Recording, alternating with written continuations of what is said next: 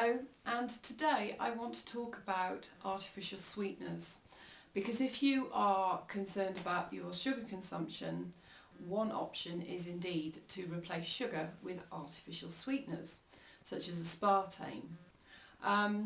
Now, the research is inconclusive about artificial sweeteners, so I'm not going to give you a whole load of conflicting facts and figures, but what I am going to give you are two people's opinions who I think really know what they're talking about. And the first is a lady called Dana Small. Now, Dana is a former McGill University researcher, and she has done a lot of work in the laboratory working on how artificial sweeteners affect the body. And what she said is that it may be that substances like aspartame, because they are far more sweet than what we know as table sugar, that they may be actually rewiring our taste buds so that less sweet tastes are not as enjoyable. So whereas a banana, if you've never had an artificial sweetener, you might think that's a very sweet taste, whereas if your taste buds are very used to the incredible sweetness of the artificial sweeteners, you might think, well, that's not enough for me, and it might actually increase your desire to have more sugar. But there was a very interesting thing she also said. She was interviewed by a journalist called Jacques Peretti in a BBC documentary called The Men Who Made Us Thin.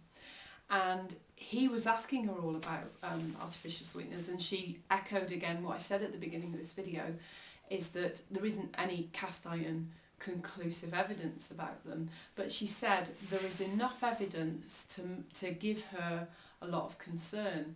And she also said she has never given her 6-year-old an artificial sweetener. And I think that speaks volumes, really, that this is the woman who works in the field.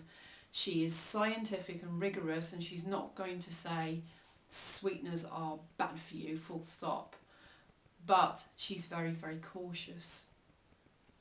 And the other point of view I want to give you comes from Mark David. Now, Mark David is a very experienced nutritionist, and he's the founder of the Institute for Psychology of Eating. And he has said that he would rather give a child a fizzy drink, a soda drink with sugar in it, than with a sweetener. And he's not saying that sugar's good, and he's seen a lot of the problems that sugar can cause. And I think that really gives you the idea of how bad he thinks that sweeteners are.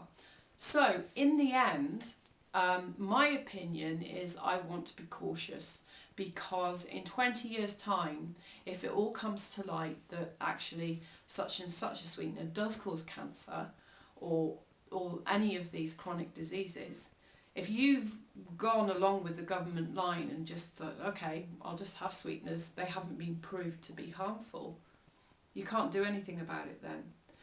The way that I have come off sugar is to actually rewire my taste buds myself, so that I get my sweet tooth satisfied by natural sweeteners. And I'm talking about fruit here.